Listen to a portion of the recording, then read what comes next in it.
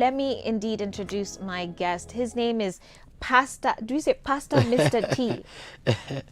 That name has refused to go. The name Mr. T. It has, Yes, hasn't it? but it's a good name. Sana to Wow, the thank show. you very much. You're like an all-round person. You do all sorts of things. Yes. Tell us a few of the things you do. I'm a pastor. I pastor a church called Life Church International Limuru. I'm a mentor, running a mentorship program called the Truth Mentorship Society. Yeah. And also an author. One thing you don't know is that I've written a book called The Value of a Woman's Worth. Wow. And the second publication is called Understanding Pain. I try to use theology to address real-time issues. Okay. Practical, what we call application theology. And what else? I'm a husband to one beautiful wife. Yeah. Oheto Kabi Kahura. Yes. And yeah, also part of me works in the media, was still doing music, though Yeah. not very actively. And you were like a hip hopper. Like you weren't Yes, just doing yes, music, yes. you were doing like hip hop. Yes. Yeah. Yes. Well, I shifted from the brand hip hop to apostolic rap. Come on. When I did my research on the whole culture of hip hop, Yeah. so I felt I cannot exalt the culture. I have to Wow. exalt Jesus above the culture. The thing I like about you is that you're a very deep guy, but you're still very in touch with society and Yeah. culture and what is happening today. And I think that's what really makes you very relatable to a lot of young people. Yes. And as we dive into this man cave discussion, I find it very interesting that you've written this book on the worth of a woman, you said? The value of a woman's worth. The value of a woman's worth. Yes. It Talk looks, to me about that, because I think it would still relate to, yeah, to it our looks like topic two today. conflicting words. You see, value is what people give externally. Worth is what you are internally. So, you know, just looking at the woman who came and broke the alabaster jar before Jesus, what she was asking for is restoration of her worth, because the jar and the alabaster oil gave her some faulty value. And so you find in life, it takes Jesus to pull for the worth in a person, but it is easy for men to give you value because of, you know, what you've gone through or the kind of challenges you've gone through. So it's just looking at the society, the position of women, and just trying to say, you know what, there is worth in you. Don't allow men to give you value, possibly because of your background, your Yeah. mistakes, and your chaos. Yeah. So identify from a place of worth. Wow. Yes. All right. Well, I want us to jump straight into our topic then today, talking about God-fearing men. Yes. Which, if we're to, let's just be real, yeah? Yes.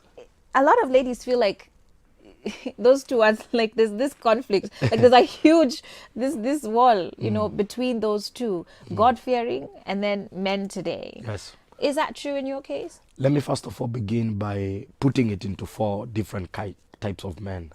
One, you'll find just a man by birth, a man by anatomy, a man by gender, a man who grew but was not raised to become a man. There's a difference. When you are raised, there are values that are imparted into you. And so you have the attitude, the perceptions of a man. And we have many, I call them natural men, who just grew and found themselves in a gender circle, anatomically defined as men, but they don't understand what to be a man is. Wow. And we have such because of, you know, society fragmentation. And then we have God-fearing men. And for me, God-fearing men is the least in the radar. These are people that have a consciousness of the existence of God. They have reverence of God, but they may not really have a relationship with God. They don't have a problem going to church. They don't have a problem, you know, getting a person who prays and all that. They don't have a problem with what we may call the religious, you know, activities, but they are not so much into them. So they're just there. They have this Their consciousness. life isn't sold out. Yes, God is there, and it's good to know God, but it's just on a general cover. Okay. I always say they exist just in case, And then we have men of God. Now, men of God, these are different men. It is men that God has called and wants to partner with them. Yeah. This is why we have the ministry, the fivefold, the ministry kind dimension. And these men are also different. Their dealings, their preparation, their lifestyle is totally different. And I stand as a man of God because I know, like for me, it's very hard to take my wife out on Saturday. Those are my days of labor. Monday is our day when everyone is complaining. So Monday is the day when we go out. Yeah. So when you begin to deal with men of God, these are men.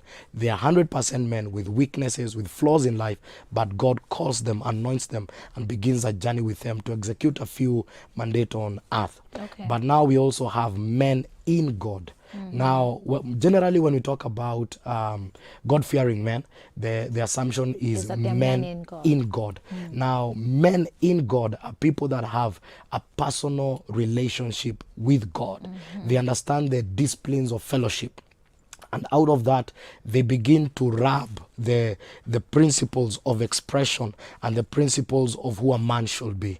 Maybe just to take you a little bit back, biblically now speaking, you'll discover that in Genesis 1:26, 1:27, especially when we come to 1:27, it looks like a contradictory scripture. It says, and God created man, male and female created he, him created he, them. That does not sound grammatically correct because God created one man, singular, then male and female, plural, then him, singular, he, singular, that is God, them, plural. And when God was creating these entities, he said, let's make man in our own image and likeness. And in biblical language, or what I may call kingdom language, when we talk about man, we are not talking about gender. Yeah. When we talk about man in the Bible, the original Hebrew rendering there, it was let us make mankind, Right. a kind of us that is man. Yeah. So this kind of us that is man existed as a male expression and a female expression. This one will begin to open a few things. Now, the male-female dimension, whereby you see these two entities coexisting, this is where I'll encourage someone to forget biology and begin to understand the language of the Bible. Biologically speaking, female means a woman. And, when we talk about biology, male means a man. But God does not have gender. God is neither male nor female. Right. What God was creating was entities of expression. Okay. That when So- you see a man, you can see a dimension of God in that man. Right. And that's where now we begin to define man from God. Yeah. Yes. So because this segment is specifically targeted then to the men, I want us to focus on the male gender Yes. in God. Yes. And talk about how that affects or should affect every other area of his life. Yes. Right? Yes. Today is Valentine's Day. Yes. Kuna pressure mob. In fact, there's something I read interesting, very interesting yesterday. Yeah. This is actually by a lady. And said, I find it very abusive to put pressure on men to provide us with a life we cannot afford for ourselves as women.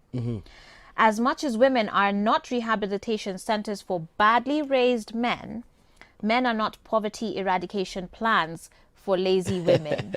And I just thought that was such a great word there by a lady. Yeah, but powerful. certainly today is a lot of pressure for men across board, whichever of the four places they fit in. There seems to be this tremendous pressure with Valentine's Day. Tunasikia kuna sijui men's conference, kuna nini, right? Yeah. How does a man today navigate the pressures of society to provide, to look a certain way, to have all sorts of money, to be swagged out, to be driving the latest car? Where does he fit into all of this that you're saying about how men are raised, who defines them, what they value or see their worth as? How does a man make it today? You see, cultures are created, and cultures are a product of the society. It's a society that creates a culture. When people come together, they come with their norms. And I believe what we are seeing today is a society norm, and it has a background because when women were empowered, and this is a very sensitive conversation. When women were empowered, they were empowered in the wrong way. They were empowered to compete with men, but not to complete men. So now we have women who have taken the roles of men, and so we have men who cannot take the roles of women. And so now there's this conflicting space of a very empowered woman who can do what a man can do, but at the end of the day, there is this man, and the woman expects the man to do what he's supposed to do, though the woman is empowered to do what a man can do. So there came a conflict of empowerment, and this is just a society kind of setting. And that's why anytime socialism begins to rise, we must go and consult what was the kingdom agenda, what was this order that God was trying to bring on board. Right. The conflict today is a conflict of what we call responsibility versus what we call roles. This one has to be gotten Right. very well. Right. Because of society metamorphism and transitions, we found that slowly whatever was set as the roles of men, that is provide, protect, preserve and all that. We live in gated communities, so you don't even need to protect anyone. You have a watchman there. We provision, we are all working, we are all educated, we can all bring something on the table. But what we need to go back is come to the place of roles. Responsibilities can be shared. And when God created man, even in the context of relationship, he never created competitors, he created people for completion. So the moment you come into relationship, you come to complete. And it is society that set responsibilities. It is not the Bible. The only responsibility set by the Bible is consistent with the role. Like one of the roles of a man is to love his wife. That's a role. The other role of a man is to be a priest. That one you cannot delegate. No matter how learned your wife is, or your spouse, or the person you're dating, you can never give her the mandate of becoming a priest, or give her the mandate of loving you. So until we begin to come back to the original blueprint, then this socialism and all these things will begin to create unnecessary pressure, and we cannot handle it because we were not designed to do something beyond our mechanism. There is an anatomy, there is an emotional infrastructure that a man carries and a woman carries. And so anytime there are demands that are beyond your infrastructure, the best thing you can do is either retreat, collapse, or vent. And that's exactly what we are seeing. The reaction, people are venting, people are saying, you know what, we are not a poverty eradication system.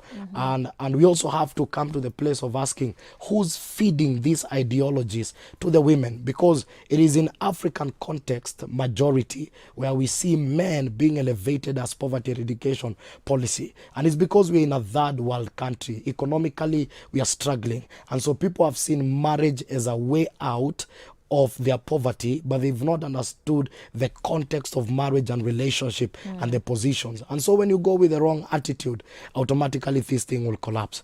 So there's pressure, it's society set, but I believe we have to come back to define the roles of men, the roles of women, and the moment that is well defined, then a woman will know that what they need is beyond material things. The reality we need to come to today, even if you get married to a guy with a 6-bedroom house and he has this 4x4 machine, after 3 months you'll get used to that thing and you'll discover you needed a man, not things.